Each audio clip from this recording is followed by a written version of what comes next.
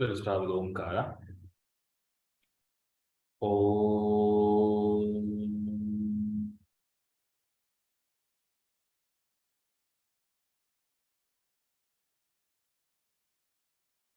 Om.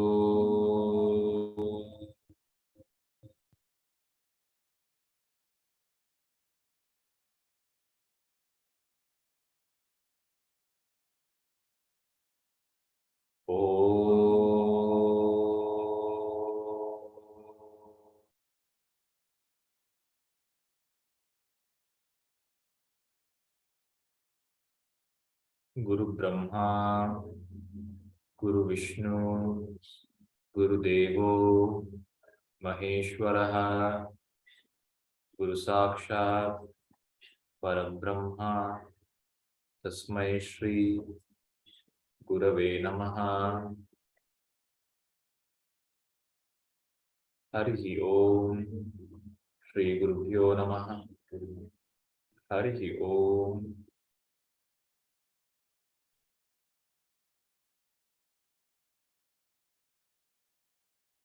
My pranams to all. Slowly open your eyes.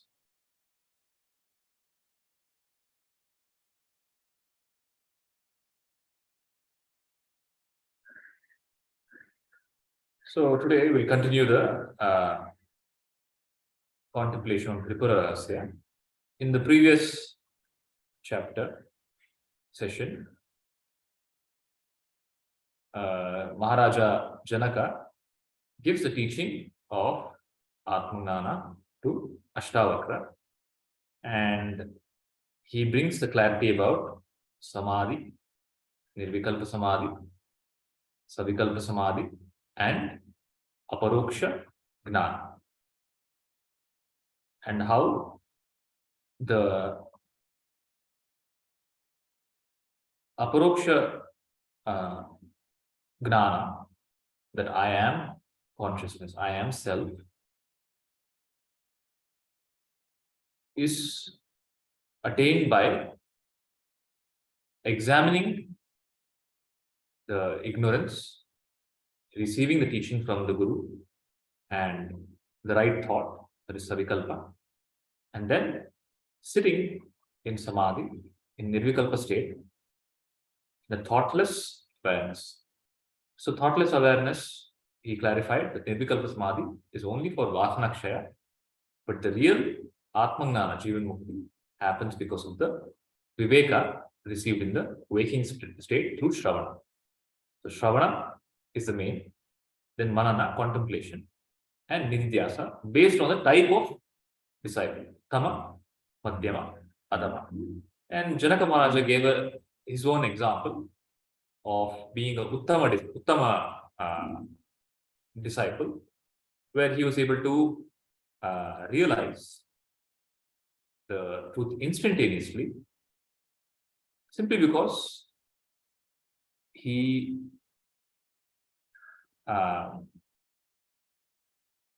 this realization of truth instantaneously, although it is heard and known as to be instantaneous, it's not so instantaneous. So it's popular in the worldly notion as well. When somebody says overnight success, the overnight success is never overnight. When you look into the background of the person would have many ups and downs and failures, struggles, trials, trial and error. Then sometime success happens, but people only look at the success part. So Tripura Rahasya emphasizes the glory of Jivan Mukti and how it is the purpose of life, and it is extremely rare. So it says it's very, very rare to get a human birth first, and still rare to have the sattvic intelligence to understand the scriptures, to surrender to a guru. Still rare to find a Karana Guru and listen to the truth and realize the truth. So each one is each phase gets harder and harder. So it's extremely rare. So Janaka Maharaja being Uttama is not accidental. So Janaka Maharaja, throughout his life, he is interacting with Gnanis, always having discussion, Shravana in the palace. Then he listens to the Siddha Purushas who are invisible, but they're discussing Atmangnana. He's able to overhear that. And in that overhearing, he realizes himself. Okay? But it's a rare opportunity. And when you get an opportunity, when you get the opportunity to get Atmangnana, we receive it, respect it, and understand, realize, become free. This is the process.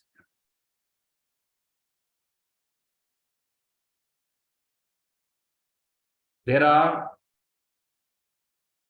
countless ways, okay?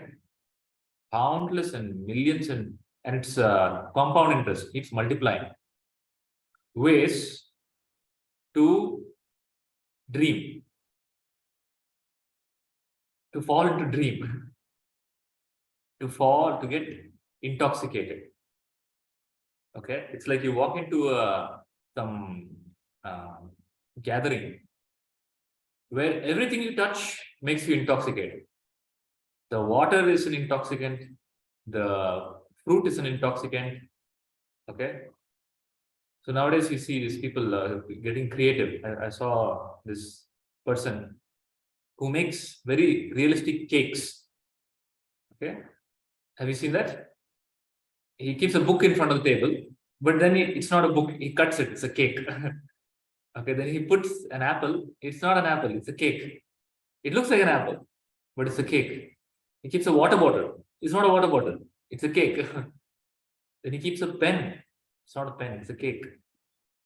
So like that, in Maya, everything that you touch intoxicates you, makes you more go deeper into Maya.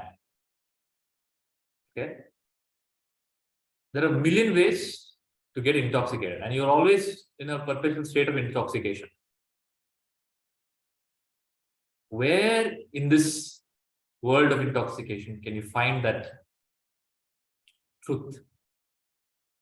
It's a very, very rare opportunity. Okay, the direct truth. And even in the so-called many places of truth have become places of Madira, intoxication. You go for the truth, but the mind goes into some other dreams. So dreams and dreams and dreams. So is there anything that awakens us, not puts us more into dream? So that is very rare to happen. And Tripura Rahasya, the Janaka Maharaja emphasizes to Ashtavakra that is very, very rare to find a competent guru and to get the right teaching of Atmangnana in a simple way, because it is very simple. Okay, but to help you navigate from all your dreams, all your doubts, all your questions, concepts, and lead you to the light, to your own self, is a rare opportunity.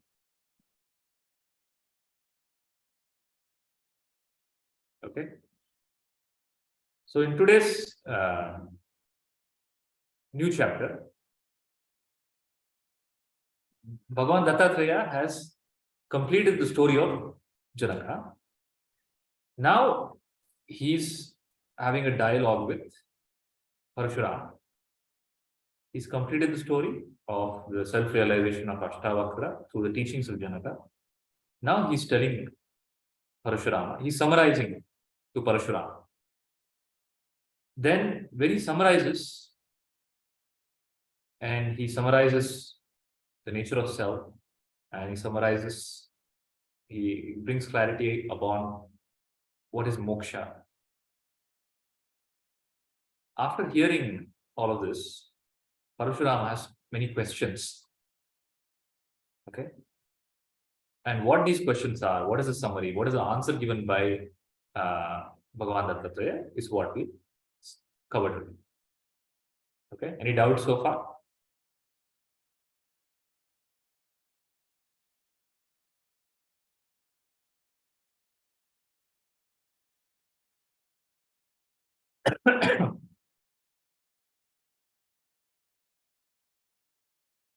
Shall we go ahead? Any doubts? Okay.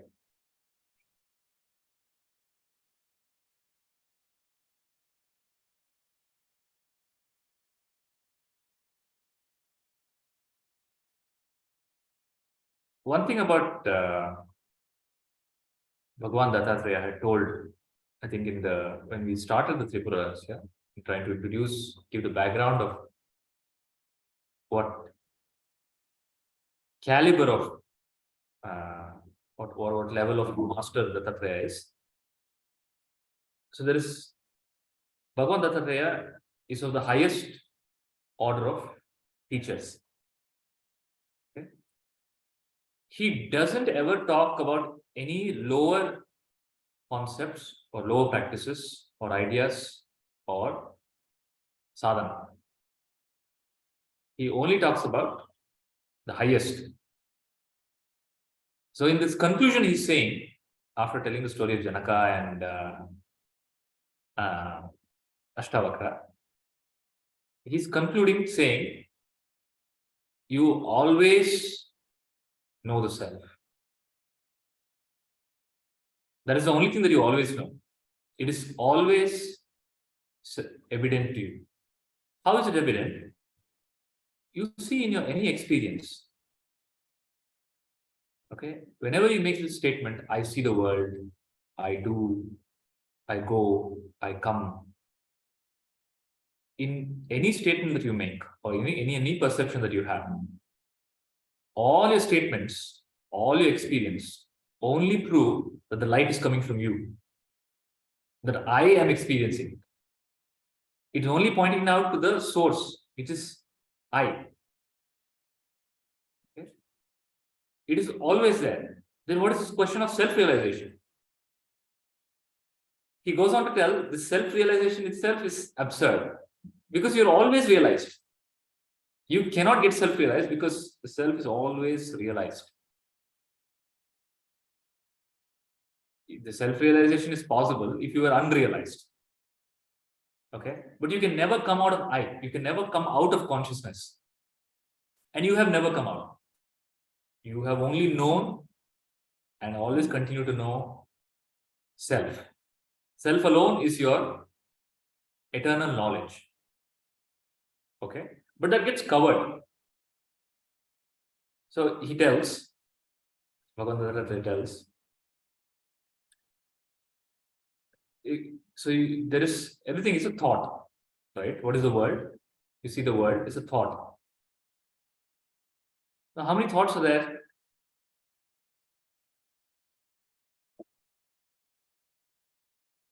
Some 60 to 70,000 thoughts are there. Okay. Okay, 100,000 thoughts are there. Now, how much time does it take to think 100,000 thoughts?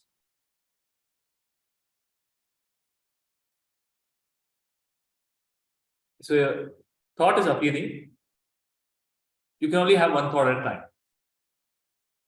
In between the two thoughts, there is no thought. Okay. So if you remove all the no thoughts, when you do audio editing, no?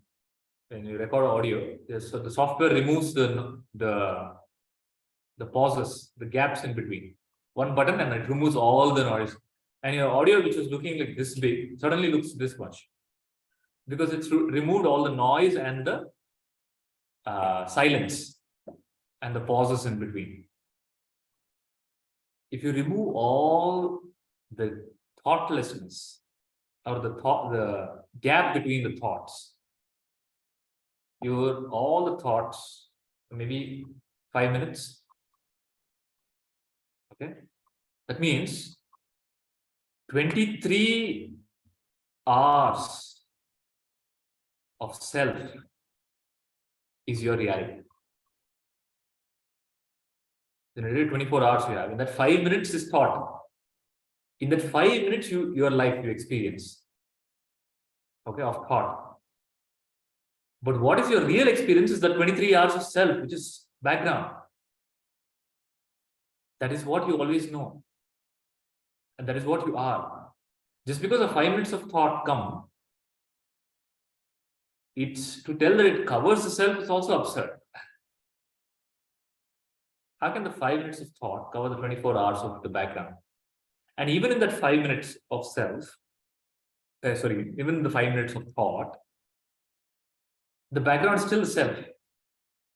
But you're only paying attention to the thought. You understand? Whenever the thought is there, you are still, there is fully awareness in the background that I exist. That is always there, that I exist. Okay, that's taken for granted. Then you say, I am hearing, I am listening right now. I am listening to some teaching. I am listening right now. In I am listening, you have already declared I am self. Okay, then there is an activity of listening. But the only problem is, there are two vrittis coming up in any perception. I am listening right now. There's a vritti of listening, which is called idam vritti. And there's a vritti of listener called aham vritti. Both are thoughts. Okay, you understand? There's a aham vritti as a listener and the idam vritti as a listening. Okay. And both these vrittis are eliminated by I, self. Self is not a vritti, self is not a thought. Okay. And the self that is not a thought, you already know as I exist. You don't know it as a thought, you just know it. Okay. So that knowledge beyond thought is already there. But that pure knowledge is covered by two knowledge of vritti, idam and aham. In the knowledge of idam and aham, which is given more prominence? Aham vritti. Aham vritti. You are reinforcing aham vritti. That means I am the listener thought. Okay. And momentarily, you choose to give all spotlight to I am the listener thought. Okay. But, and that is the only mistake that has happened. If you're able to shift the attention to both these thoughts are appearing and both these are thoughts, then even in thought, even in perception, you don't lose the self. Okay. The self is ever known because that's the only thing that is real. Everything appears and disappears. Is it clear? So Bhagavan tells Parashurama that you are always self-realized. Self is the only realization that you have. Okay? Thought is just, it comes and it goes.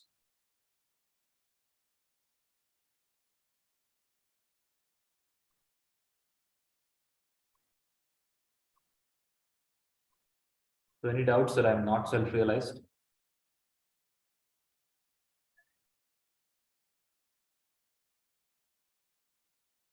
The thought of I am not realized is another thought which is there in that 5 minutes.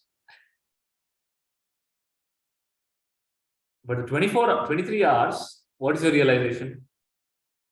In the absence of thought, what remains is self.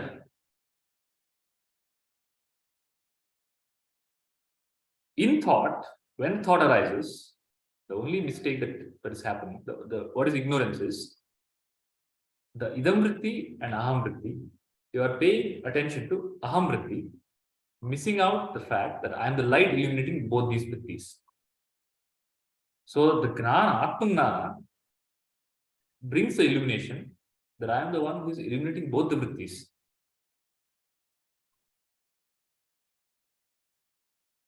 Okay. Now,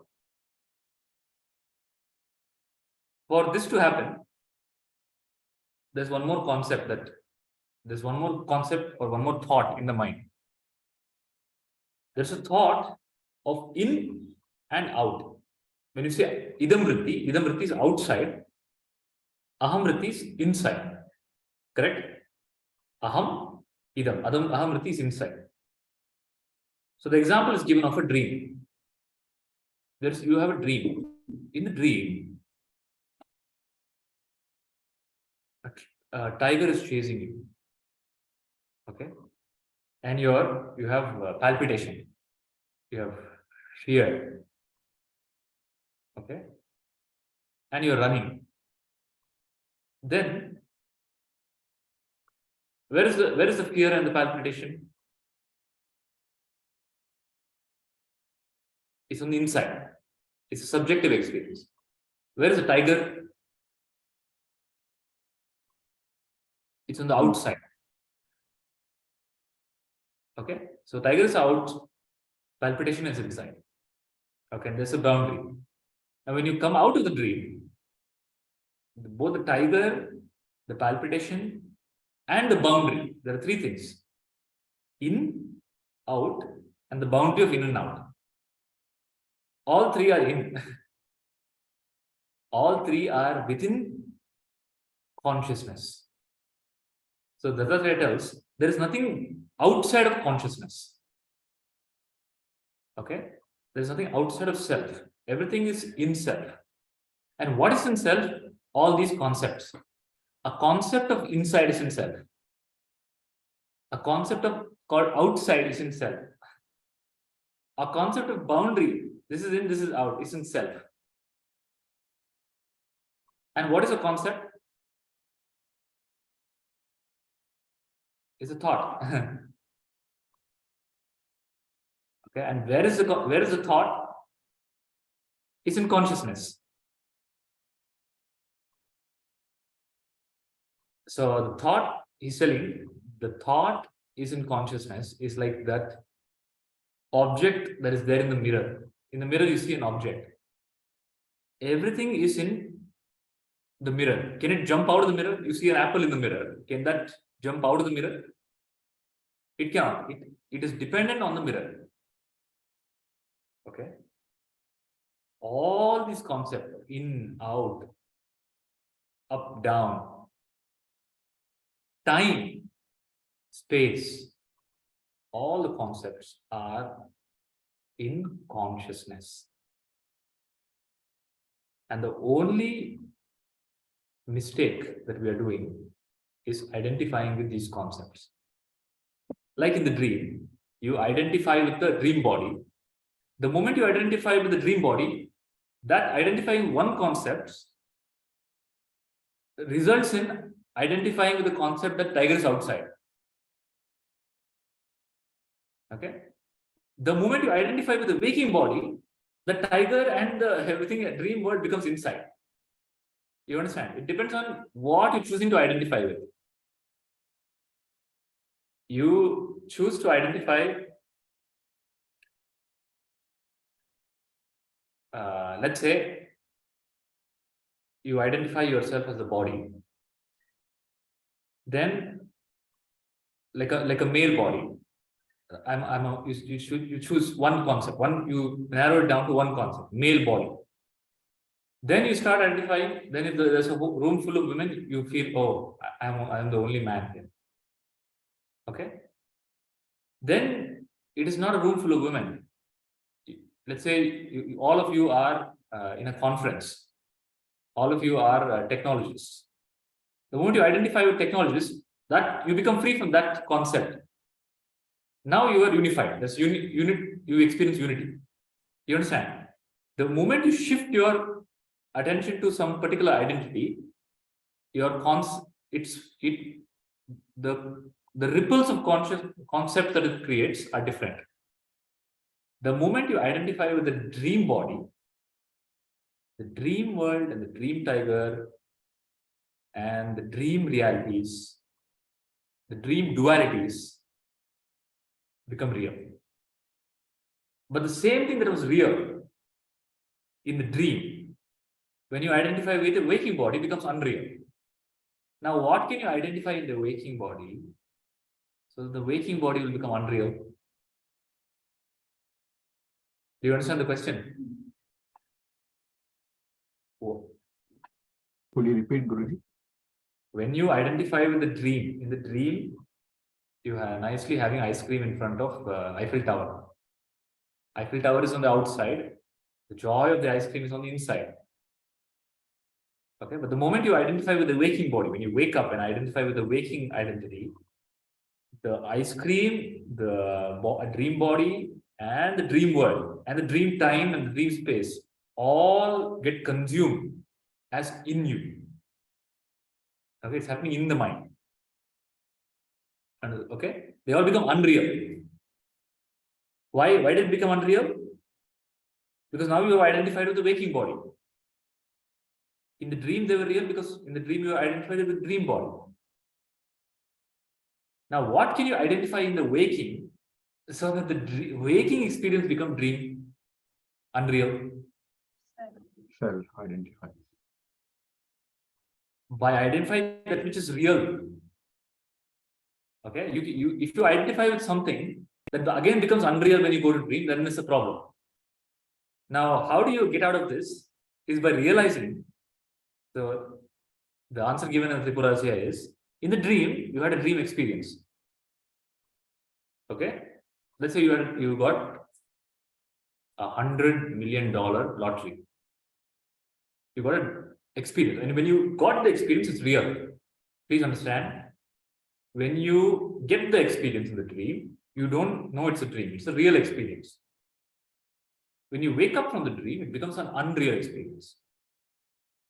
Now, something that appeared to be real and later becomes unreal, was it even real that time?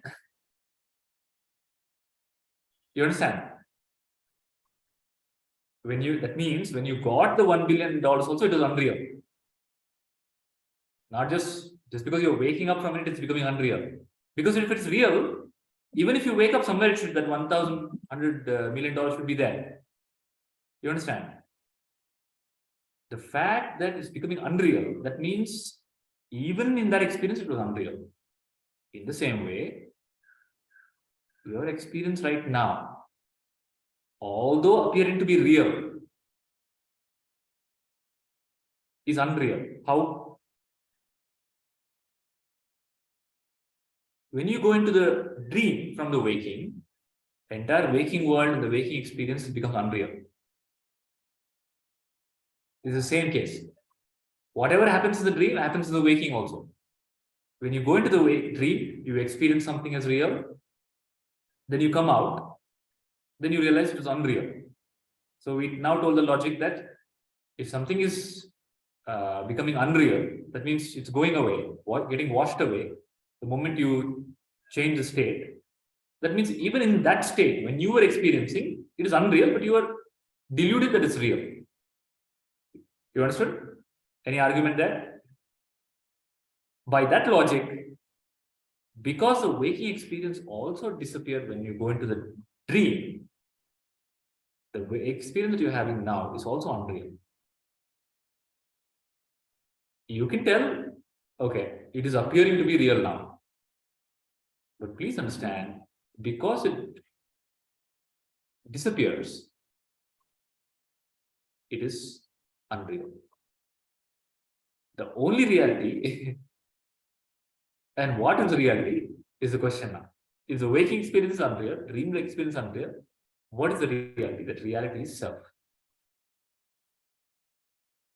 There's something that didn't appear and disappear in the dream and didn't appear and disappear in the waking, is the I. It's a pure I. I only had dream. I only have the waking. Okay? And that I that you always refer to,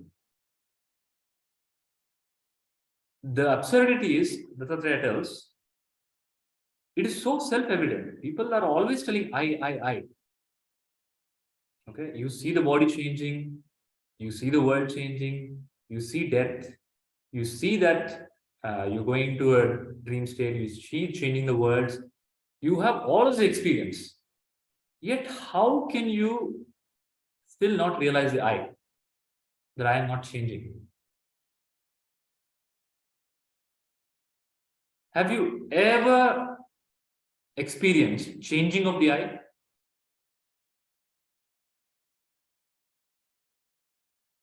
You experience the changing of the body. Bodies 10, 20 years ago, the body was so flexible and I was jumping. Now, if I jump, I have to sit in the wheelchair for 2 days. Right? The body changes, the mind is changing, but you have never experienced the changing of I because cannot be experienced. I cannot change.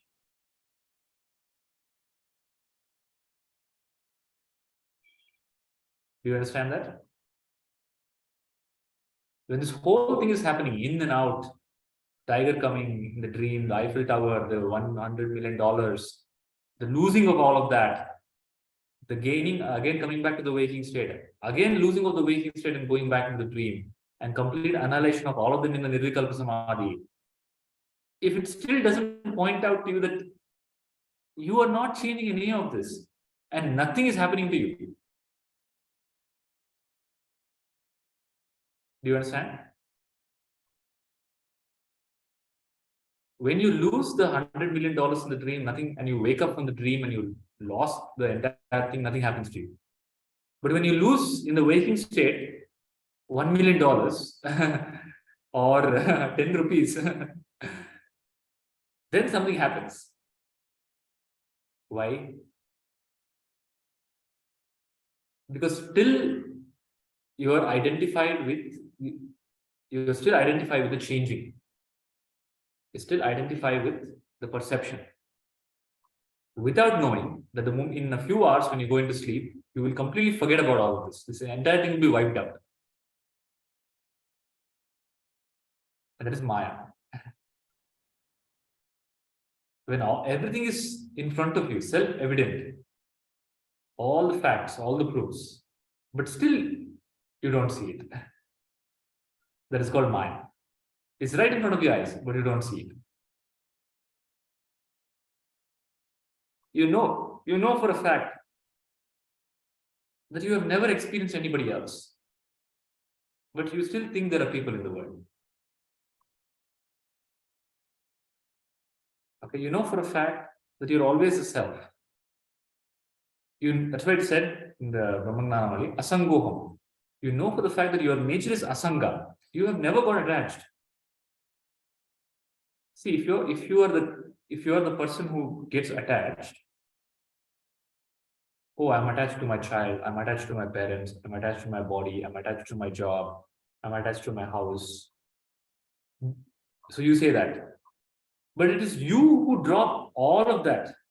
When I say drop, you completely let go and go for a different experience, a different body, a different parent, a different world altogether.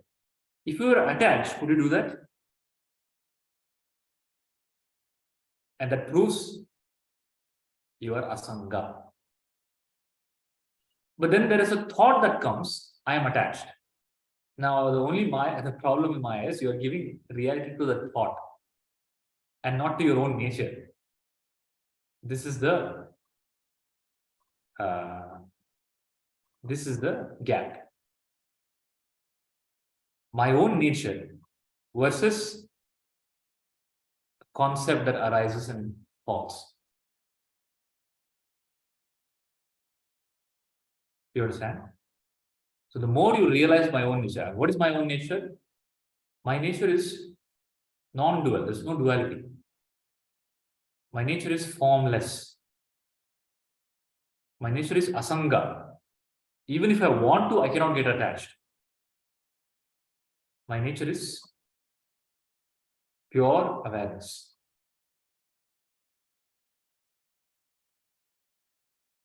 Any doubt, Shasharji?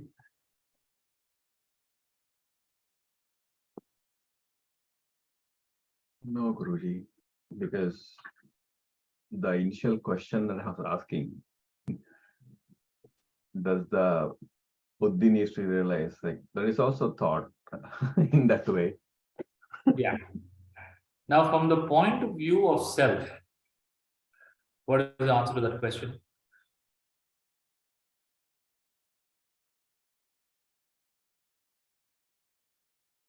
The question that you're asking is from third person's perspective. Buddhi, consciousness, knowledge. Okay. But all of this matters to somebody. No? Who is that? Who is I? Who is asking the question? Ego, Aham Bhava. Aham Bhava, or somebody wants to know. Who is that? Who wants to know? Self Who is doesn't. it? Mind. That Who is that who wants to know? it's the ego, I feel, because that is the one which is getting hurt every time you say you don't exist. Ego is You are not- unreal. that is what is trying to resist, I feel. That is what is trying to not accept the reality. It is trying to still somewhere prove I exist. I am. It's all because of me. I. Because I want to know is also No, when you say it is trying to, it is this and it is that, it is like talking about a barren woman's child. It is unreal. You're giving reality to something that is not there at all. You understand? You're using your light and trying to put a light on something, trying to find some object in the darkness, which is not there. Instead, I'm asking, who is the light who is trying to find something in the darkness? Do you get the question?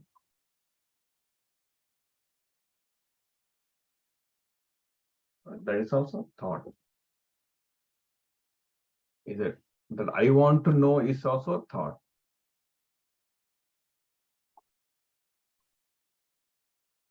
It's a thought. If it's a thought is just an object, right? Why are you worried about it? Comes and goes.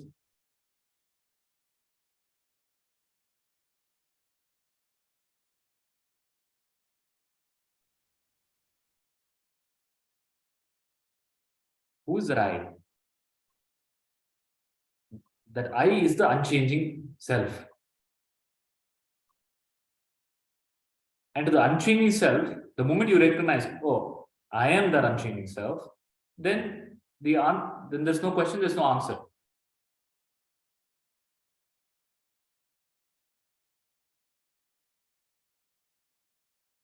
But the self,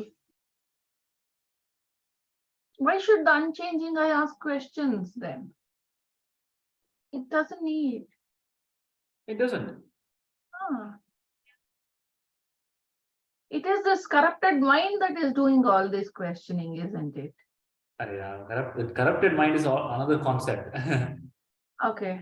Mind is neither corrupted, neither pure. Mind doesn't exist. We'll take up about the mind now, okay? After the questions of Parashurama asked some very, very interesting questions about the mind. We'll take up about the mind. But is this much clear about how self is self-evident all the time? What is unreality is something that becomes unreal. When the experience of the dream, the moment it becomes unreal in the waking, proves that it was unreal even in the dream. Okay, and same is true with the waking state. And you catch this. It is always there, but you don't catch it. All these gaps in Maya. Maya has gaps. It's like any system has loopholes, no? So like that, Maya has gaps. They're called glitches. Okay, have you seen the movie Matrix? In the movie Matrix, they go into the Matrix world, a dream world. It's a projected world. So then the lady sees a deja vu. The cat comes twice. Same thing, same image comes twice. Then she understands, oh, there's some problem. This is not, we are not in control. Okay, that's called a glitch. There was a scientist called John Nash.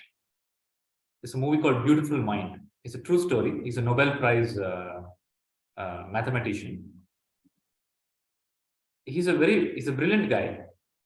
He won a Nobel Prize, but he had a psychological disorder, okay, schizophrenia, because of which he was seeing people that are not there. Okay, he actually sees human beings, talks to them, interacts with them, okay, has a relationship with them, but he doesn't know it, they're unreal. Then in his disease, he's always talking to one girl, small girl.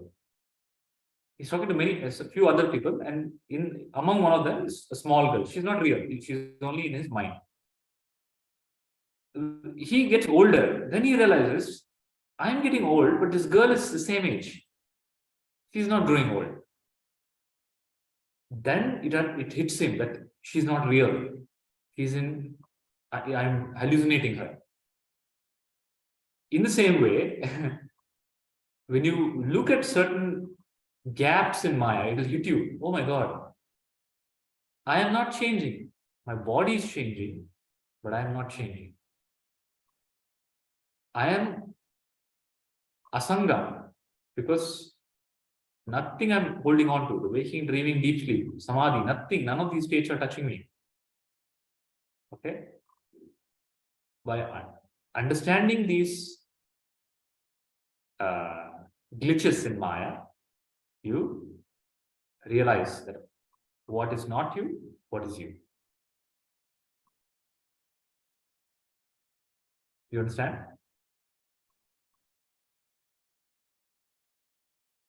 Now, Bhagavan Dattatreya tells Parashurama, he tells him that the self is always known. You always know the self. There is another concept which is a big barrier for self-realization, and that concept is called moksha. The thought that I am not realized, that I need moksha, is the barrier to moksha. Okay, now he explains what is moksha. So what is moksha?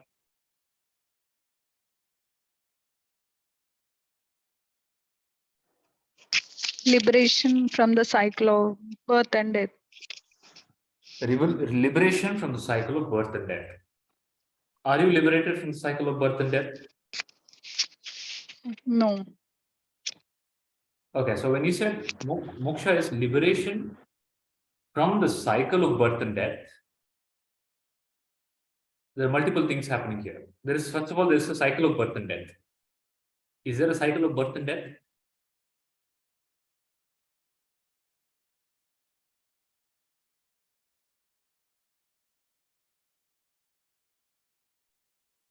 You go into, let's say you had a dream. In the dream, you were in Paris eating ice cream in front of Eiffel Tower.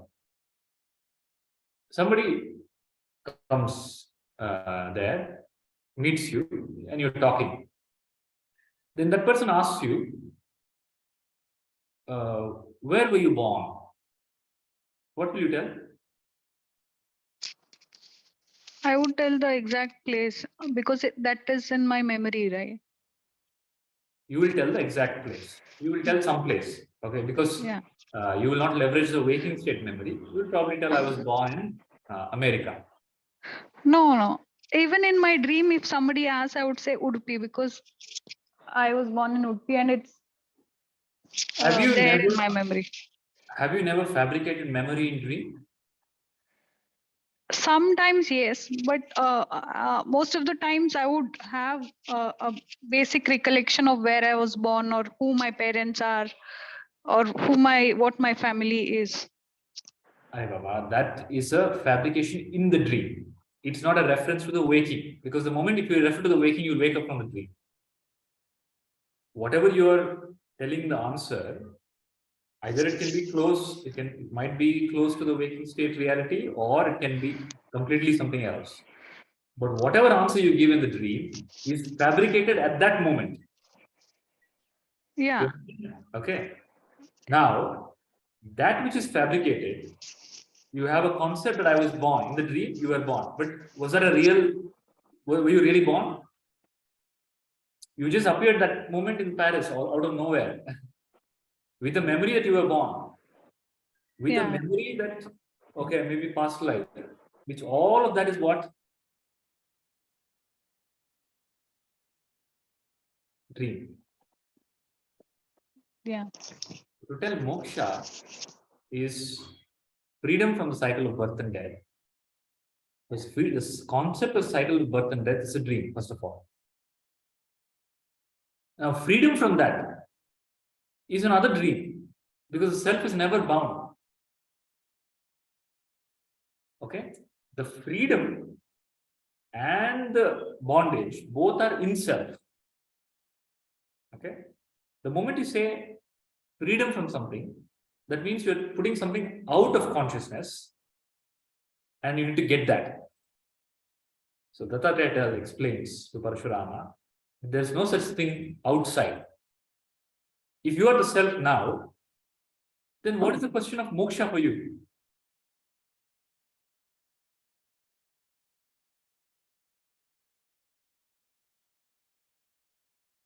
This is the one thing which anybody who has not met a realized master will not understand. Any realized master, self-realized master, Sadguru, a real Sadguru, will shatter the concept of moksha or liberation. Because that's also another dream. How can the self have something called as moksha? Moksha is in self. Bondage and everything is an appearance in self. Now, what is moksha? Moksha is, you say, destruction of ignorance. Okay? Or freedom from cycle of birth and death. Both are thought. Correct? And that means moksha is also another thought. If it's another thought, is it moksha? That means it's still bound in thought. No, it still remains a thought. I am liberated, I am liberated, I am liberated. That's a thought. That means you're still bound by that thought. That means you're still not free. Moksha is freedom from all thought, including the thought of moksha. Do you understand? Yes, Sumanji. What I feel is, see, moksha becomes real or explanatory when you give reality to this waking world or waking body. From this waking body, like you said, in the dream, when you take the reality of a waking body, the dream becomes unreal. So similarly, when you give the importance to waking body or you recognize yourself with waking body, then moksha gets a meaning, a definition, all those things. So when you detach from that waking body and just see, then there is no moksha. It's all a dream. It's all just a concept. And this moksha, identifying with the body. See, identifying with the body happens even in the dream. In the dream, you identify with the dream body. Okay. The identification means I am the body. Okay, so you have I am the body feeling in waking, and I am the body feeling in dream. When you say I am the body, you're saying self is the body. You understand? Self is body. But self is not body. Body is an appearance in the self. When you identify with the self as the body, then there is a cycle of birth and death. There is a cycle, there is time, there is space, there is sadhana. all of this karma. Okay. But when you identify as a self, then where is the moksha? Where is the sadhana? Where is the cycle of birth and death? Where is the maya?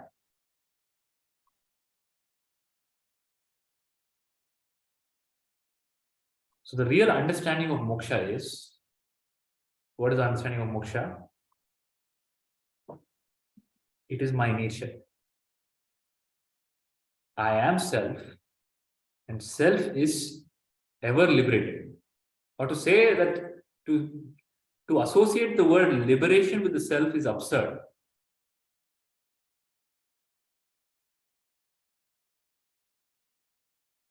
So Shankaracharya in the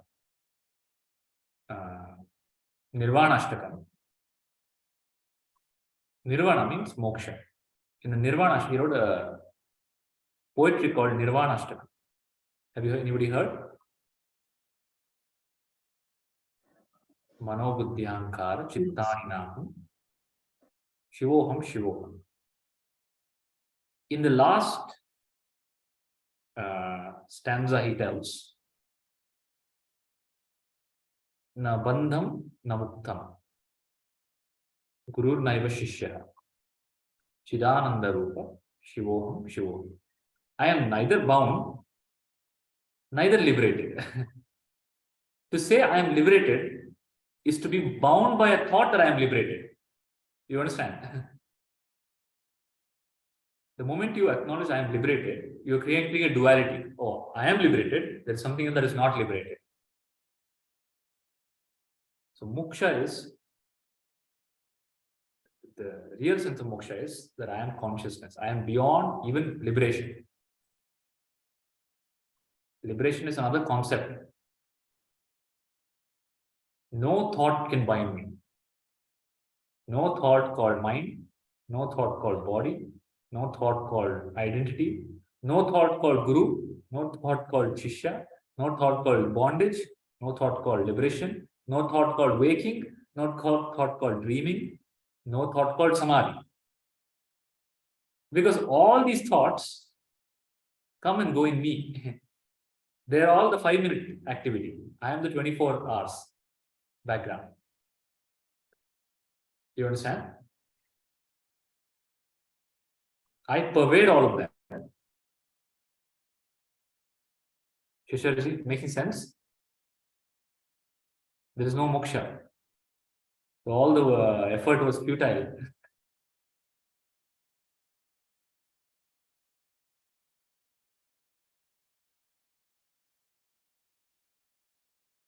The desire for moksha drops immediately the moment you realize I am the self.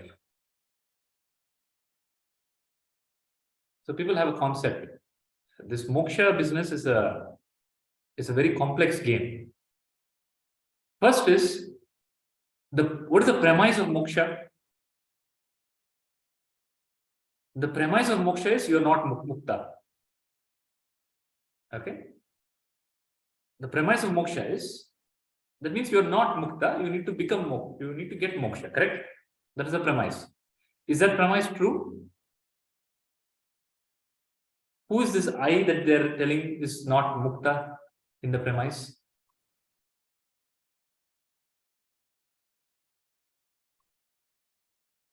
They are obviously not referring to the real I. Okay. If any reference that is made which is not to the real I, how does it affect you? Because you are the real I. Why did you ever give anybody else the power to tell you are not mukta? When it is your self experience that you are always mukta.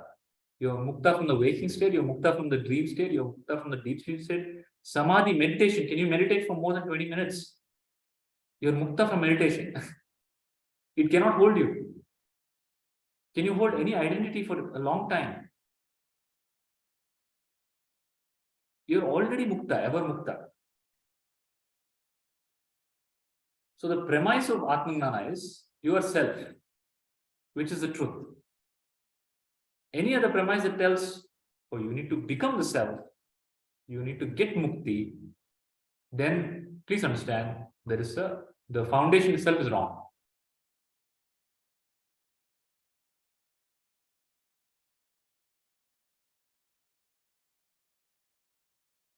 And which is the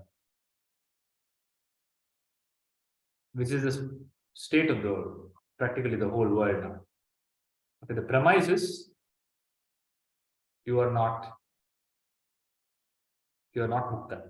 That's why in this great country, the premise has always been set clear. The premise is Tattvamasi, you are that.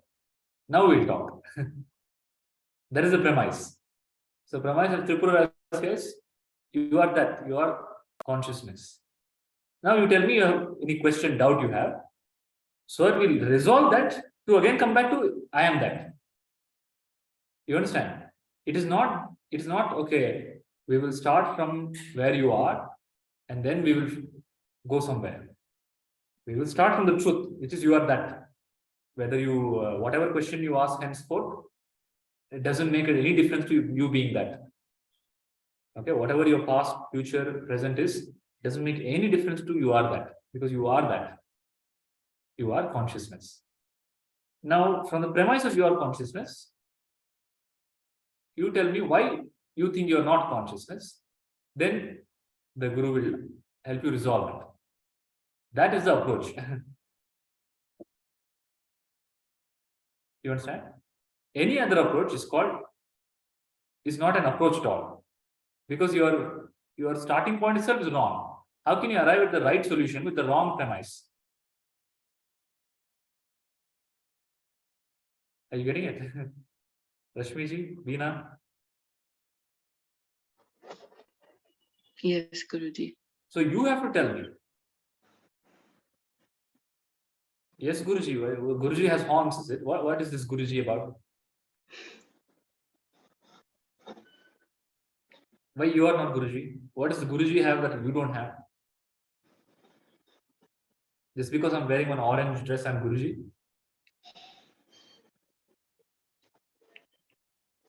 Guruji means supposed to be have self-knowledge.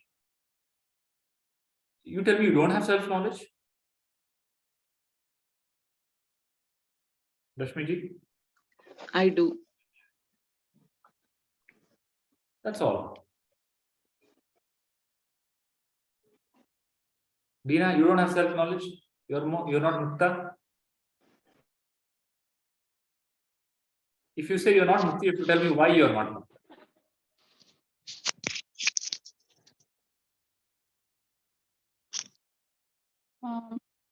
Can you I give me feel it's can you give me an example of somebody who has moksha?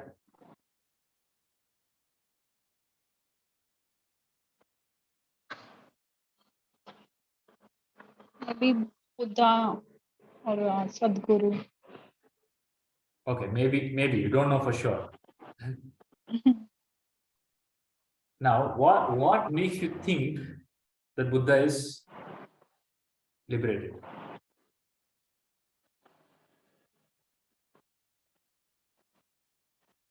Because everyone knows the story of his enlightenment, and after that, Also, you need a certificate from everyone that you're enlightened. Only then you will accept that you're enlightened. no, like there's something that changed in him, right? Like he left the palace as Siddhartha, and then after his enlightenment, he became Gautama Buddha. So there was some shift, There is some some shift. some Okay. shift, some transformation in him, like from a prince to a truly enlightened one. So I'll tell you there is a secret. There is a secret that people have hidden from you. You know what is the shift that made Siddhartha into Buddha?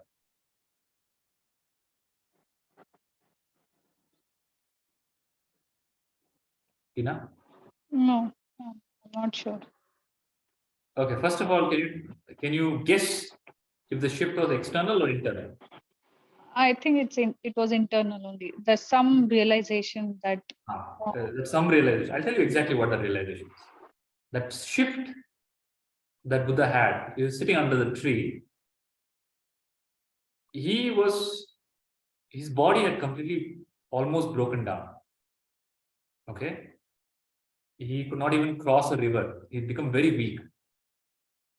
Then he gets some food, luckily, and he gets some strength to sit. Then he sits and he tells, I will not. He sits and he's just very tired. He's tired of trying everything. And by this point, he has tried everything. Okay. For 6 to 7 years, he's tried around multiple masters, at that time's great masters. All possible sadhana he has done. Sincerely, very, very sincerely. Because that was his only focus. Very sincerely, he's done. And he's not got whatever he thought, he didn't get it. Then the shift happens. You know what is the shift? He relaxes. He just relaxes. He doesn't bother about liberation.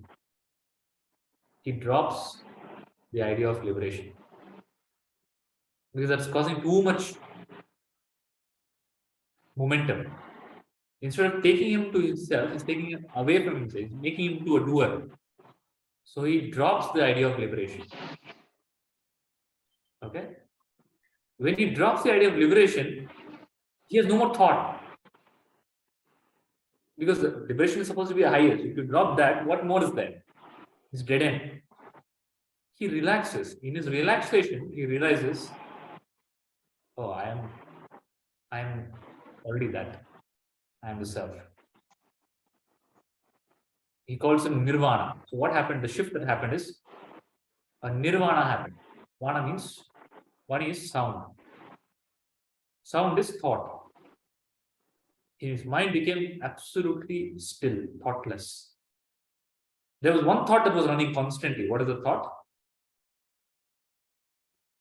Of Moksha. moksha. That become a noise in his head. Moksha, moksha, moksha, moksha, moksha. The moment he relaxed, he let go of that, then what is there? Silence, stillness. In that stillness, he realized that he's already liberated. Okay? And when he opened his eyes, he no longer had the delusion of moksha in him. That's the only shift that happened.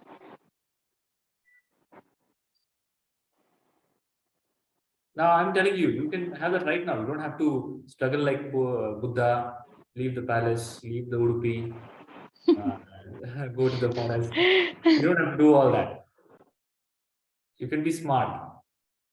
Let go of the concept of moksha by understanding it logically.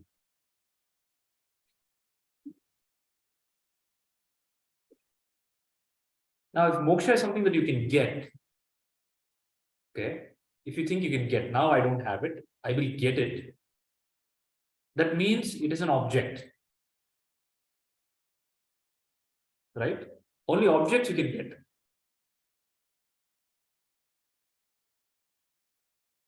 Now, the thing about object is, if you get it, you can unget it also, you lose it also. But the whole point of moksha is once you get it, it's done. That means it is not an object. That means it is not something to get. It is something to recognize that which is already there. Now you tell me why you're not able to recognize. An answer can be given for that. But the answer is not given so that you can get it one day. Oh, I will attend this session, then I'll attend next session, then I'll attend the session for 10 more years.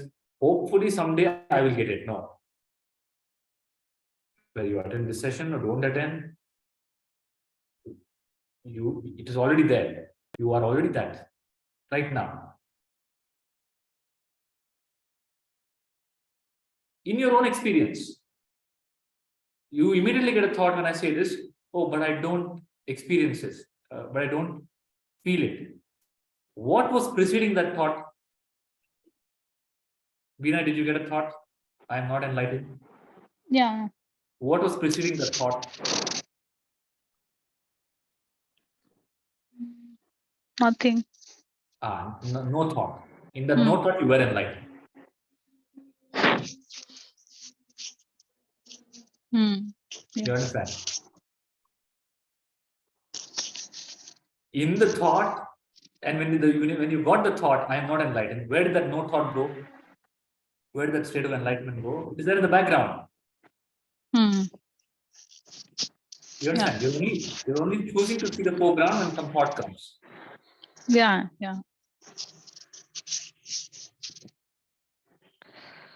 So this is the shift that happened in Buddha. He was able to see the background in the thought and the no thought, and realize that nirvana is the reality.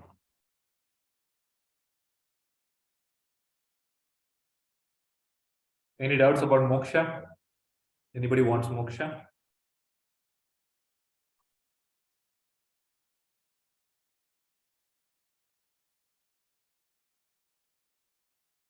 Okay, now Parashurama Dattatreya has stopped. He's told about moksha and he stopped.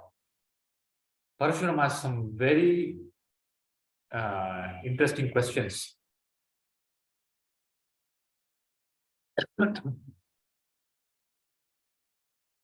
Parashurama asks, first thing he asks is, I have a lot of questions. Okay, I understood everything that you told, but some things are contradictory. First, you say that the mind has thoughts. Okay, then you told about pure mind, a pure mind which is no thought. Then you say self is realized in the pure mind. How can self be realized in the mind? How is mind more powerful than the self? How can mind cover the self and help you realize the self? How this entity called mind is creating bondage and liberation, and it's so powerful than the self. Self should be more powerful. If I am the self, I should be more powerful than the mind, right? Why should I succumb to the projections of the mind? Okay. And the moment you say this, there are two things. There is mind and there is self. How am I to understand the mind is also self? You say then everything is consciousness. You say mind is also consciousness. How is mind also consciousness and mind and self? There are two things. I'm not able to understand this. Then, one more question is,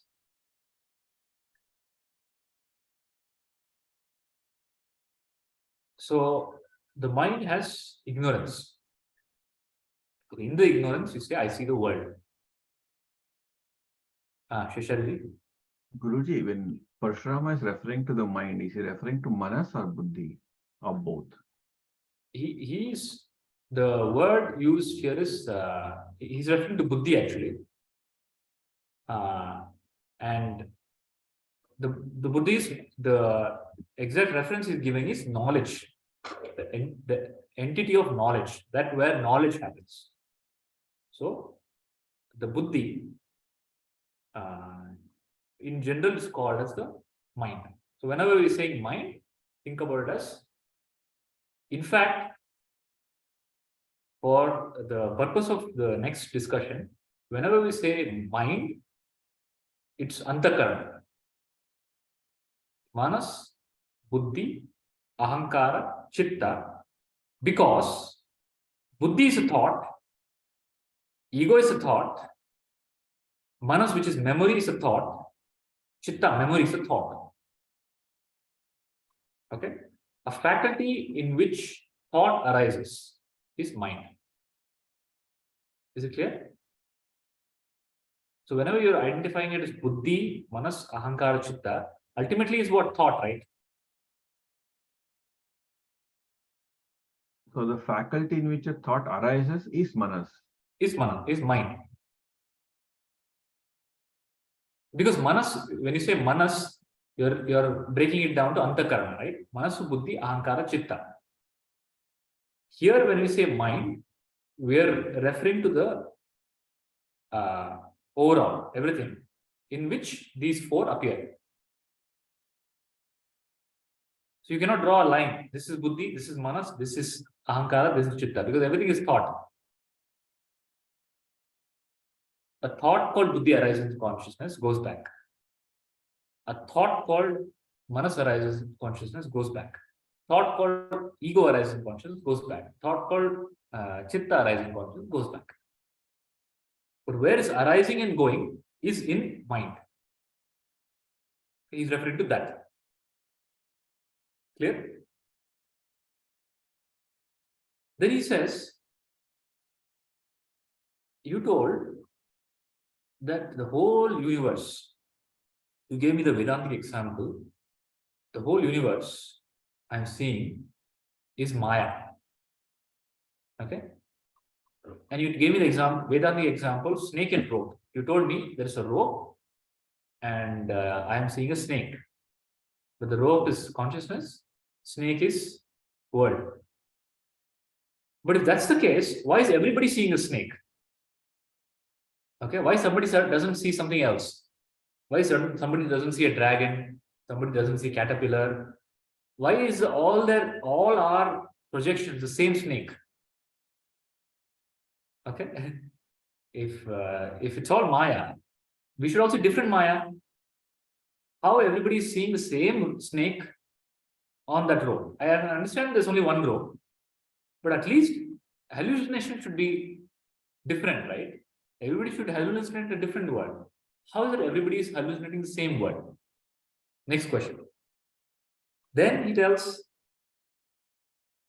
even though it's a hallucination, it's actually not a hallucination. Because I see a mirage. Mirage is a hallucination, I understand. If I see a mirage, I cannot drink the water. But in the world, if I'm thirsty, I can drink the water and my thirst is gone. It has a useful purpose.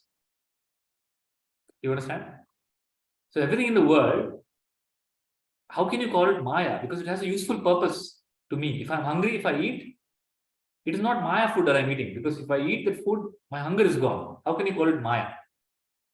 If I'm ill, if I take the medicine, my body heals. How can you call it Maya? How can you call the medicine as Maya or my illness as Maya?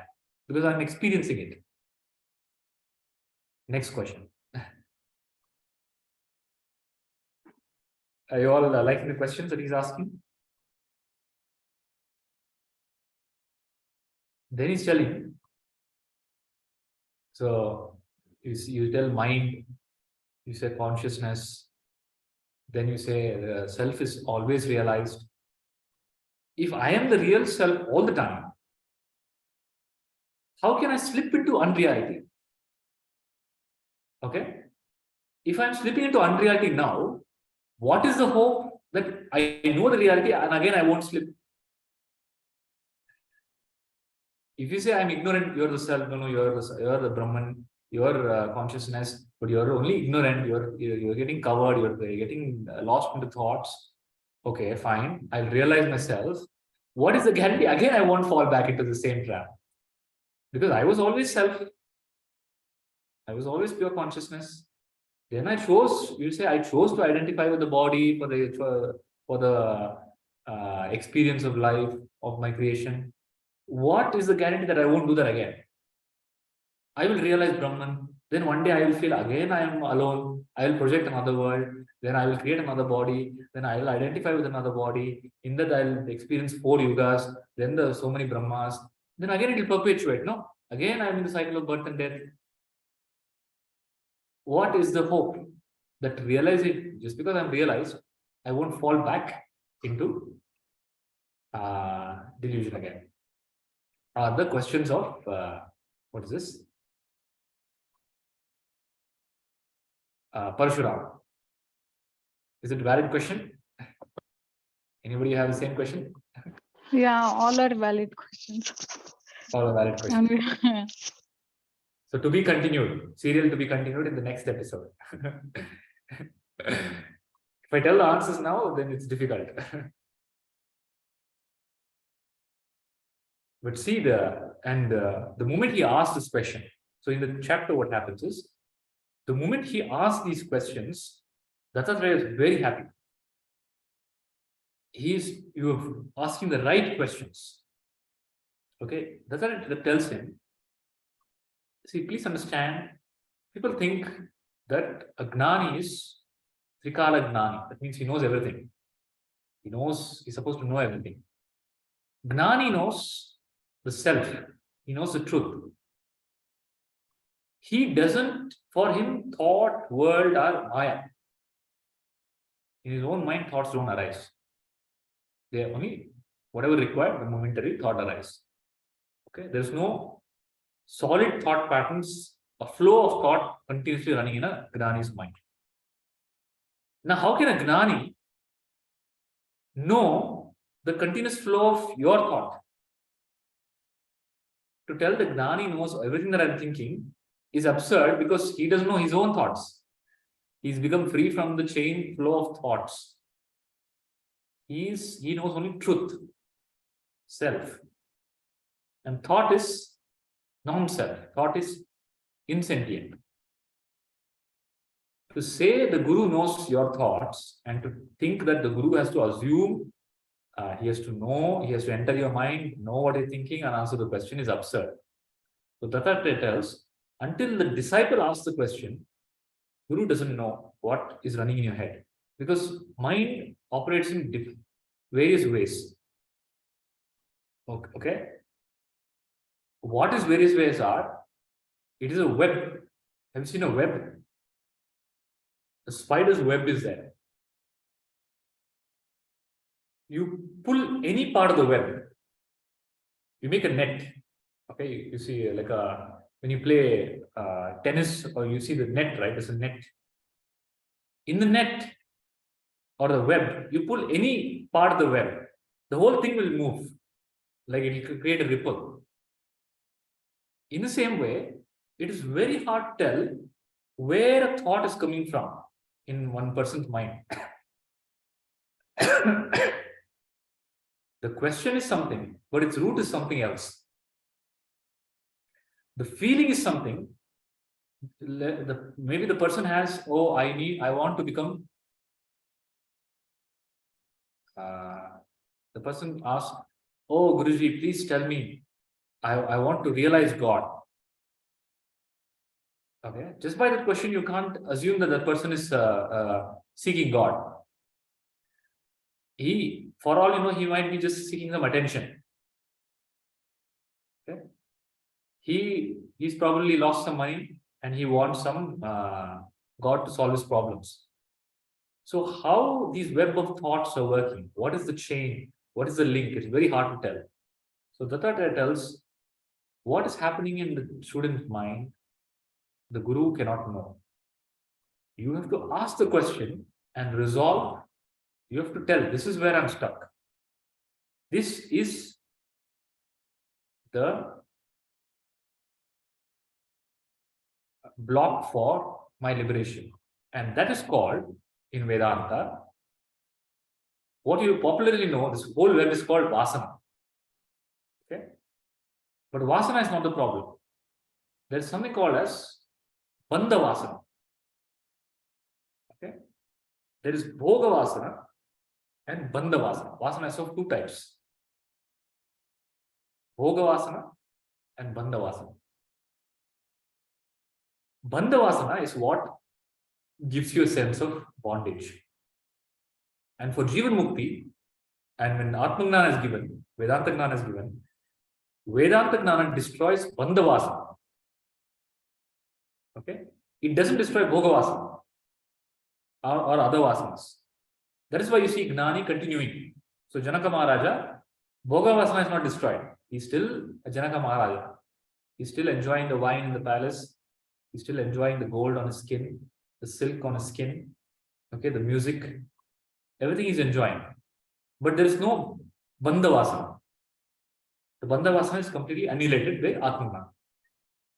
So what Bandha Vasana you have manifests as troubling questions that you cannot, from your own thought, transcend. It becomes, you get stuck. Okay, because it's a blind spot for you. Like you cannot operate on your own root canal. You need the doctor to do that. So the Guru doesn't have that blind spot. The Guru, but what that blind spot is, you have to tell. What is that is making you feel I am not realized? You have to tell. Oh no, Guruji, it's because I feel I am the body, or it is because I have this constant thought pattern, or I'm not able to reconcile how the duality, because I experience something, I see something. So what it is specifically will make a noise in the mind that you have to put forward in front of the master and get it resolved. Like how Parashurama is doing now. That's why Dattatreya is very happy. Parashurama has asked this question and very specific. See how specific he is. He's heard everything. So Dattatreya is feeling you have heard and understood everything. I'm very happy you have asked this very direct questions. They're valid questions. And this is the process that people miss. People think that only I'll listen to something. When you listen to something and you don't have, then it becomes a monologue. In monologue, mukti doesn't happen. It's a dialogue. That's why Krishna tells in the Bhagavad Gita, Tad Viddhi Pranipatena Pariprashnena Sevaya. Pariprashna has to happen. It's a dialogue. It's like a discussion in court. Okay, you have to put across what you feel, think, not nonsense or some nonsense arbitrary stuff, but very specific to the premise of the same. Both of us are talking the language of Vedanta. Both of us are talking about self-realization, and we're following the thread of the Guru Parampara and the Shastra. In that thread, these are the doubts. You understand? So if you observe Parashurama's questions, they're not arbitrary nonsense questions. Okay? They're very specific. Very subtle about mind and consciousness, about the nature of projection, nature of Maya. Okay? And how the Maya is appearing, how the same Maya is appearing to everybody, and how to come out of this, and what is the guarantee that even if I come out of this, I won't slip back into it again. All of this we'll take up in the ugly episode. Do you have any questions to add to Parashurama's questions?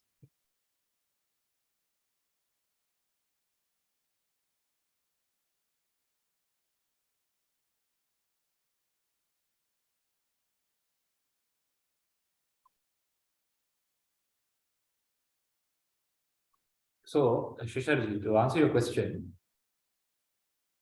Antakarana, right? Manasu, Buddhi, Ahankara, Chitta. Now, these are functions of mind. Now, what is this mind? When we are referring to mind, what are we saying? Are we referring to the Buddhi? Are we referring to the Manas? Are we referring to Chitta or Ahankara? So, what these four are, is everybody clear? What is Manas, Buddhi, Ahankara, Chitta? Any doubts in that? Buddhi is decision-making faculty. Okay. Manas is image processor. It's like, so I see the pen. I see the pen through sense organs. The senses capture the image. Then it first goes to whom? First goes to Manas. Okay.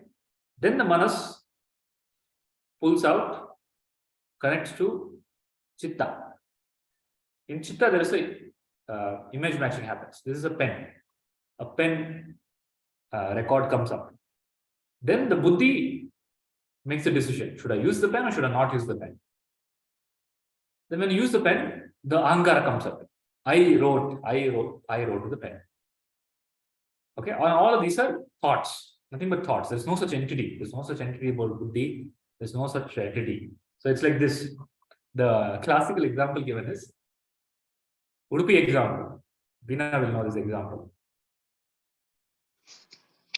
Have you ever eaten in a Udupi hotel, Veena? Yeah. So there was a very popular hotel in a village. So the customer goes there. Then one person comes. Yeah, server. The customer asks. Server asks, "What do you want?" Then the customer tells, "What all is there?" And the server tells, idli, dosa, puri, khara baat, kisri baat, coffee, tea, everything is there. What do you want? Then he tells, "Okay, give me 2 idlis." Then the server shouts out, "2 idli." Then he disappears. Then this customer gets curious. He goes inside and see this person only is cooking the idli. He's only the cook. Then he comes out as a server and again serves. Then when everything is done, he gets the bill. Then when the customer goes to pay the bill, this person is sitting in the counter. It's a one-man hotel. Okay, one person is the server, one person is the cashier, one person is the cook, and one person is the cleaner. He's doing 4 actions.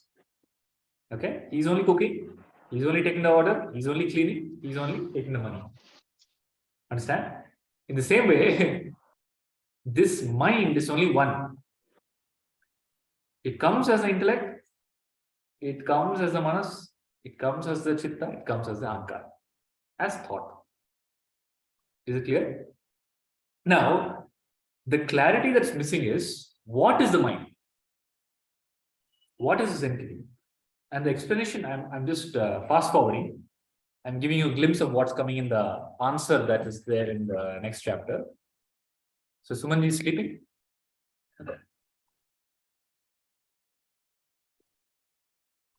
So Bhagavan Dattatreya explains what is the mind first. Now, for consciousness, so consciousness projects, okay, creates. A projection is like a creation. For the projection, for the creation to happen, like for the movie to come, there should be a screen, okay? Or the example that is given in the scripture is, the consciousness is like a painter, chitrakara, painter. What is the first thing the painter does before creating the picture? Imagines the picture in the mind. That is imagine. After that, Mixing the color. Getting the raw material. Or so he stretches the canvas. So you see this painting, right? It's a canvas. It's called stretching a canvas.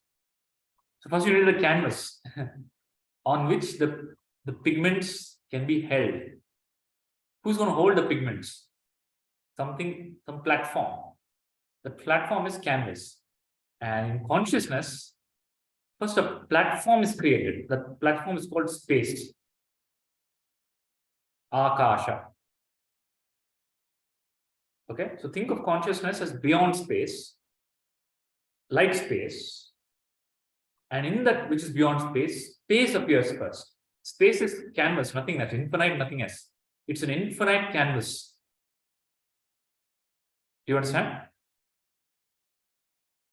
Now that infinite canvas is jada, is insentient.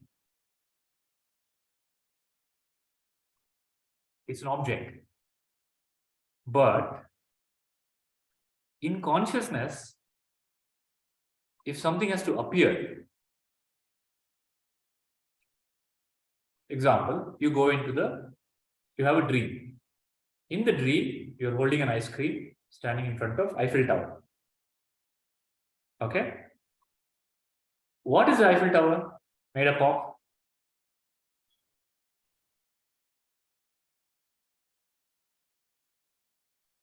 What is the matter of Eiffel Tower? Consciousness. thoughts in the dream. Waker's consciousness or Waker's imagination. Correct. Waker's imagination. You think it's iron, but the iron is only concept. It is Waker's imagination. When you say Waker's imagination, the Waker has taken the form of the Eiffel Tower. The Waker has become the sky. The Waker has become the Eiffel Tower. The Waker has become all the people. And the Waker has become your body. Everything that you see is the Waker's consciousness. The Waker has to take the form to experience it. In the same way, consciousness has to take the form of space. It's called primordial space. Okay. But the primordial space, because consciousness is taking the form of space, it is sentient. It is not jada. You understand? Consciousness is, because there's nothing else. If a jada can appear in consciousness, then there are two. There's duality. There's jada and chetana. But there's no such thing as jada. Whatever appears as jada is chetana only taking the form of jada. You understand? In the mirror, whatever is in the mirror is a mirror only. Is a mirror only appearing as an apple? Is a mirror only appearing as a space? You understand?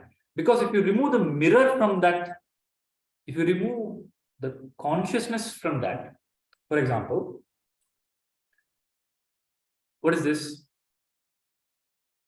Pen, Pen. What is it made up of? plastic. We remove all the plastic. What is left? Nothing is left. You understand? So if you remove the consciousness from anything, nothing is left. There's nothing there. It is the consciousness that is making everything, whether it be sentient or insentient. You understand? So the first primordial entity, the canvas, is called that space. And that space is called mind. Because in that is where objects appear as thought and word. Now don't think the moment I say space, you get a thought that is outside space. Okay? That still, that outside inside has not come yet. Okay, that outside inside is still from the concept of a human. Like in the concept of, in the dream, you have outside and inside. Eiffel Tower is outside, I am inside.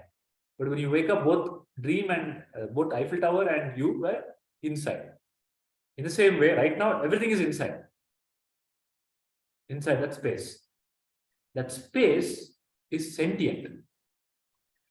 That space is mind. And that space without any object is called pure mind.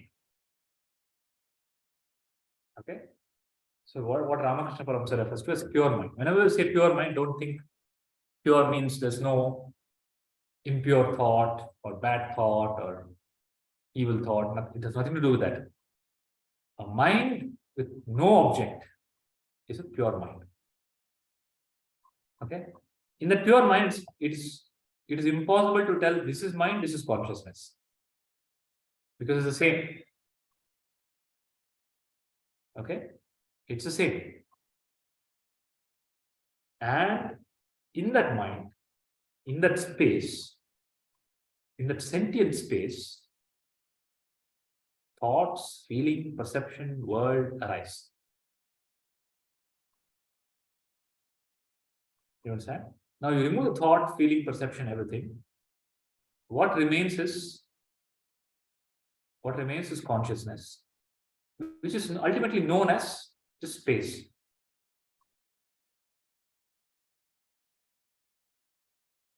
The closest verbalization you can do of consciousness is space. A conscious space, meaning a sentient space. Like in deep sleep, you are aware there is nothing, but you are aware I am, I exist. That I exist is associated with just space. That entire space is sentient, I exist. You understand? That sentient space is what you are. Is the closest verbalization. And that is called pure mind. And there's no duality. And in the Shaivism, this is called as Shiva and Shakti. Shiva is the consciousness beyond this space, this sentient space called Shakti. And Shiva, Shakti are not different. Okay? The Shiva is Shakti, Shakti is Shiva. in the next session, we'll go more deeper into what is mind and what is the answer that Bhagavan Dattatreya gives to these questions that Parashurama has. Okay. Any doubts?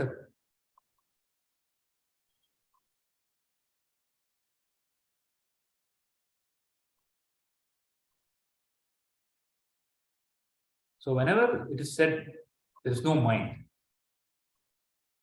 there is no mind. So whenever you say mind, so there's space. Then in the space, one thought is kept. There is a space within the pot. The pot is the body. And in the pot, there is a space. Whenever in the colloquial sense we use mind, the word mind, we are referring to the space in the pot. Okay? But the space in the pot and the space outside the pot is the same from the space perspective. You understand? So whenever it's told mind is not real, that mind, which is a conditional space, is not real. There's no such thing. Okay? But when the same scripture says, mind is consciousness, self is mind, pure mind is self, it's referring to the space. You understood the difference? Why in one place it's told mind is unreal, in the other place it's told pure mind is the self. The mind is unreal is referring to the conditioned space of there's a pot and there's a space inside the pot, there's a space outside the pot. But there is a perception that the space in the pot is different from the space outside the pot. There seems to be a boundary which is unreal. That is unreal. That entity is unreal because there's no such thing. The reality is infinite space. Whether there's a pot, no pot, space is untouched. And that is called pure mind. And the pure mind is nothing but the self.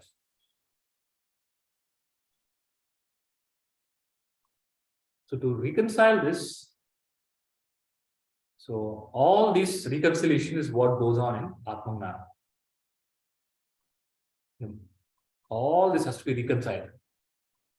Then a crystal clarity emerges of what is truth.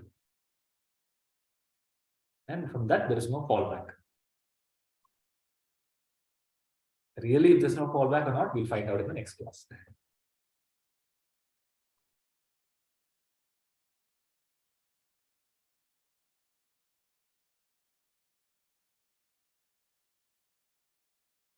Any doubt?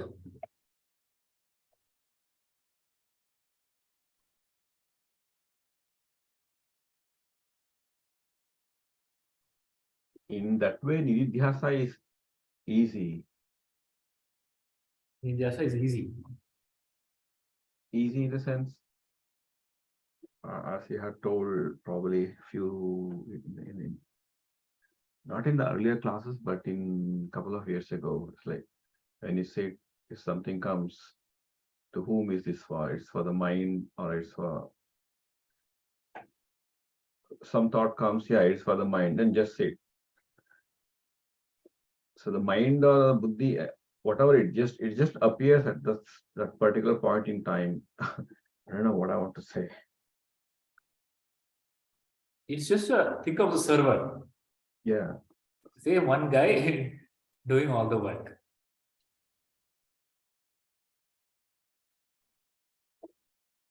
Now you think of it this way, right? When you say manas, buddhi, ahankara, chitta, when you go to a dream, when you're in the Eiffel Tower eating the ice cream, do you think it is the same manas, buddhi, ahankara, chitta of the waking?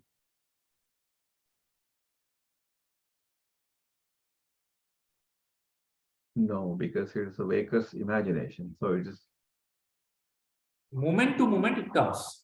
And the thing about thought is like a thought comes, okay, either a memory or I thought or a decision or any other thought. The moment it comes up again, the moment there's a repetition of the same entity, either manas, buddhi, ahankara, or chitta, it's a completely different thought. That means there is no such thing as buddhi, there is no such thing as manas, there is no such thing as chitta, there is no such thing as ahankara. Because every time an I thought comes, it's a new I thought. And there's another thought that comes, it's telling that it's the same I thought. Every time a thought of buddhi comes, it's a new buddhi thought. But another thought comes telling you this, it's all the same buddhi. The same buddhi is only coming up again and again, but there's no such thing. Every time a new buddhi is coming up, a new manas is coming up, a new chitta is coming up, new memory. You think memory is, okay, I fell down in the cycle 10 years ago. There is one memory that I'm holding on to all my life. It's not true. Every time you recollect that memory, it is getting created at that point of time. It's a new one.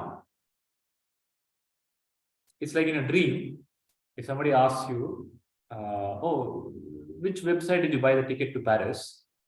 You will fabricate a memory and believe that it's real. So the two thoughts are coming.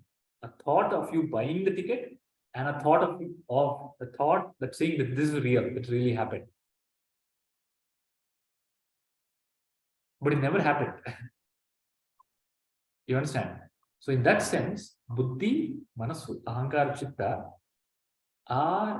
there's no such thing. They exist only in that encapsulated thought that comes momentarily. And when it comes up again, it's a completely different.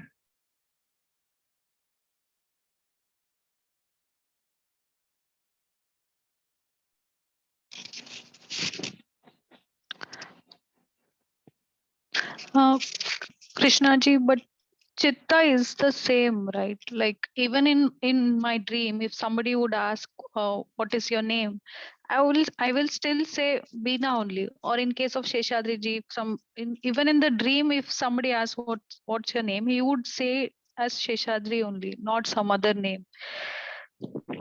So that memory, that record of the memory is still there in the dream state also, which was there in the waking state. Not all the time. You become so many different things in dream, right?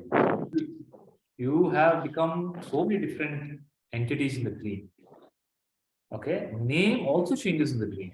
There are dreams where if somebody asks you your hypothetically, so this is what typically happens. Let's say there is a character in the waking that you're obsessed with. Okay, like a child is obsessed with some movie character, some hero, superhero, or something. When it has a dream, in the waking, it wants to experience itself as that. It doesn't like its reality. It wants to experience itself as that. So in the dream, it becomes that. At that time, when you ask a child, what is your name? It will tell, I am that, Batman. I'm not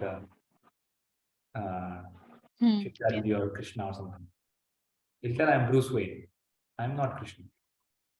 And then it will have Bruce Wayne's body. It will have blonde hair. Please understand. Yeah. It is a world that is created, a different body altogether, a different mind. Everything is new.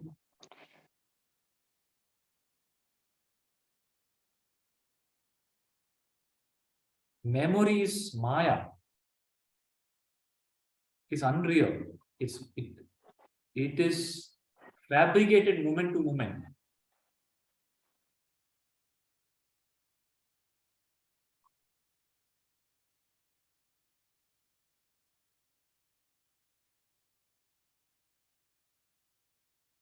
You say you have a memory in the waking state. I have a memory. Oh, this person abused me. Okay. Memory is very strong. This memories people carry, right? Or for 20 years, 30 years, 50 years, entire life they carry the memory of the person that day abused me. Now, the absurdity of that is when you go into a dream state, okay, when you're standing in front of Eiffel Tower, when you're having an experience, that, or possibly that person doesn't exist in that world. Okay, where did that memory go?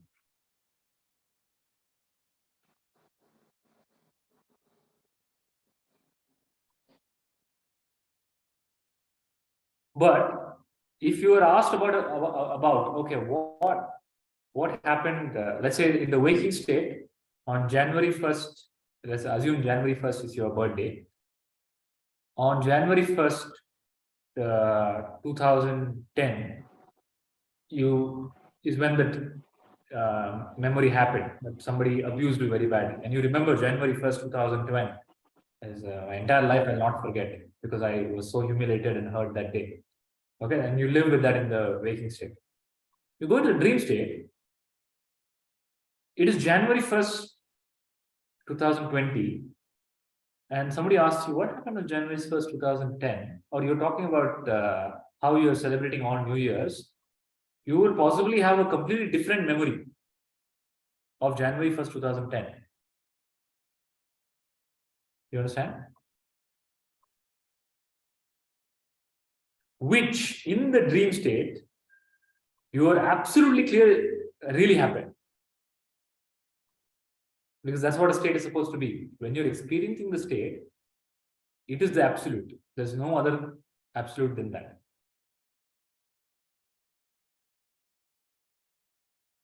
Are you getting what I'm saying, Beena? Yeah. So whenever yeah. But I do feel there are some traces of the waking state even in the dream state, like some of the things, like when somebody asks your name or who your parents are, we will say the exact name of our parents even in the dream, not some other name. I told you, the waking state and the dream state are dreams. Okay, both are impressions, both are leveraging the pool of impressions. It is not necessary. There might be a lot of overlaps in your common experience.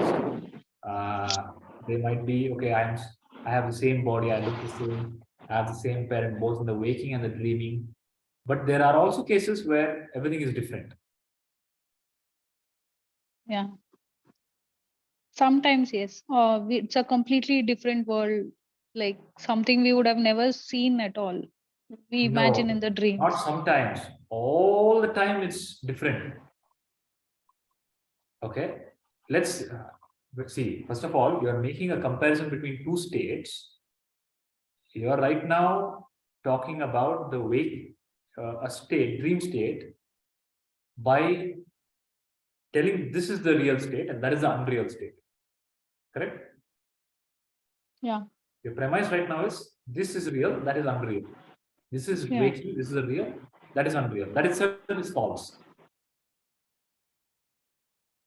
Because this is the exact ulta what you tell in the dream state. When you're in the dream state, you will tell this is real, everything else is unreal. Yeah. That means you will negate whatever you're telling right now to me when you go into the dream state. Through the dream Guruji, you will tell something else. Hmm. And you will tell to the dream Guruji that this state is real because I am in Paris right now. I am not in Udupi. I'm eating my ice cream. I can feel the ice cream. The ice cream is cold. And the ice cream will be cold. Yeah. You understand? When you're experiencing the state, it will be real. Now, to disregard a state completely as dream, just because whatever you're experiencing is real now, is not right, because that's the exact flip side will happen when you're experiencing that state. The safest thing you can do is disregard both the states as dreams. That's the only option, rather, because you cannot regard both the states as real. Either both of them are real or both of them are unreal, which is possible. Both of them cannot be real. Because if both of them are real, I can transfer my 1 crore from my dream account to my waking account. Can you do that? No. I won $1 billion in dream, I can transfer to my waking bank account. Can you do that? Hmm. No. That means both of them are unreal. Either both are real or both are unreal. One real, one unreal is not possible. So what is it? Either both of them are real or both of them are unreal. What is it? Both are unreal. If both are unreal, what the experience that which operates as perception in both are the same and both are unreal. Both are unreal. In both there are bodies, both the bodies are unreal. Both there are worlds, which is a creation of the mind. In both are creation of the mind. In both, a memory is created. In the dream, memory is created. In the waking, also memory is created. In the dream, there is a fabrication or assumption of past, present, and future.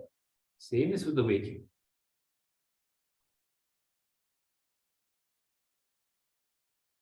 When you are in the dream, when you're eating ice cream in the Paris, if somebody asks you, where were you 1 week ago, you will tell I was in India. But was there really 1 week? No. Nothing was there. Everything is just projected at the same time. Right? The same thing is with the waking. When you put both of them in the bucket of unreal, then you understand the mode of operation of both. Manas, Buddhi, Ahankara, Chitta, Deha, Kala, Desha. Desha is time, space. Kala is time. Manas, Buddhi, Ahankara, Chitta is Antakarana. And Deha. Deha is body. All of these, whatever is their mode of operation in the dream, is the mode of operation in the waking. Because both of them are same dreams.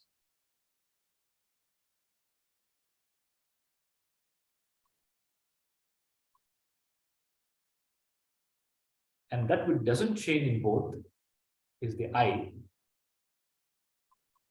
Even if both of them are dreams, both of them are unreal, still it doesn't affect something. What? It doesn't affect the I, real I, self. And that self, I am. And how do I know this? By the knowledge of the third state, which is deep sleep state, where there's no more projection, there's no antakarana, there's no. If you see, antakarana is not there in deep sleep at all. Where is manas, buddhi, chitta, ahankara in antakarana? Is the buddhi there in deep sleep? No. Is chitta there in deep sleep? No. Is manas there in deep sleep? No. Ahankara is there in deep sleep? No. What is that deep sleep? Nothing. No.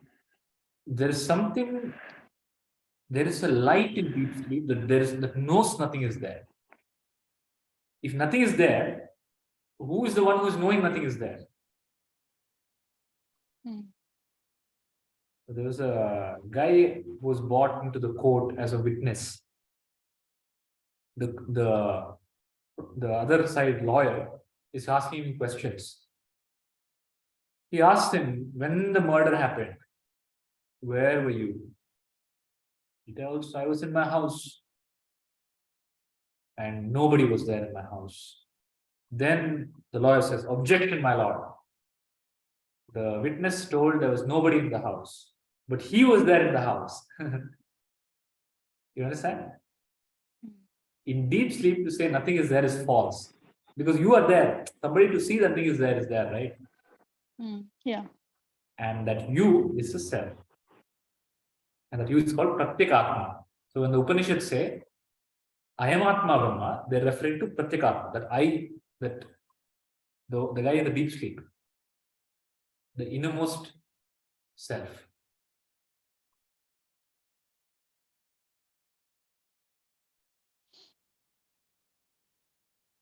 Now the Pratyekatma is Pratyekatma in the waking also. How whatever you call as waking and dreaming is nothing but 5 minutes of thought with gaps in them. That's all. This 5 minutes is your whole waking world and dream world. And 5 minutes also is exaggeration, hardly few minutes.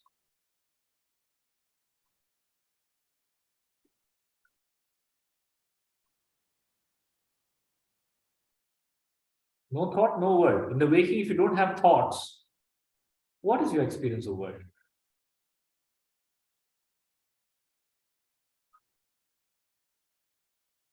And world is thought, nothing but thought. That's why it's not there in deep sleep. In deep sleep, there's no thought.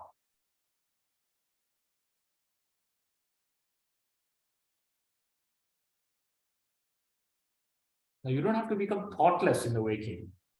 You have to realize that this is thought and this is me. That's all. The distinction has to become clear.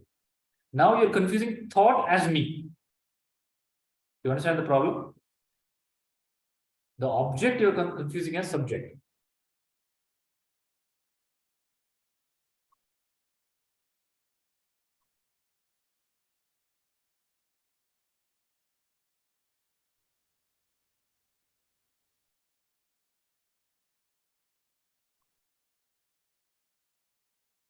Any other doubts?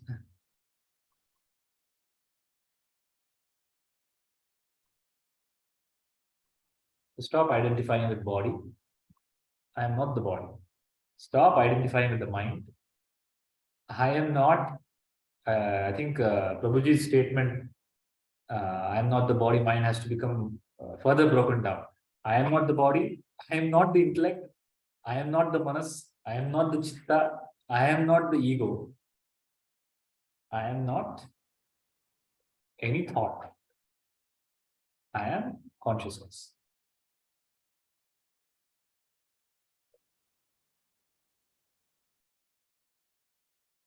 So in the next session, we'll take up the answers given by Bhagavan Dattatreya to these questions of Parashuram. Okay? Shall we close?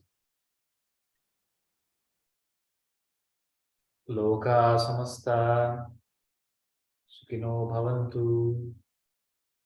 Loka samasta sukino bhavantu. Loka samasta sukino bhavantu. Harihi Om. Shri Gurubhyo Namaha. Harihi Om. Hari Om. Hari Om. Hari Om. Hari Om.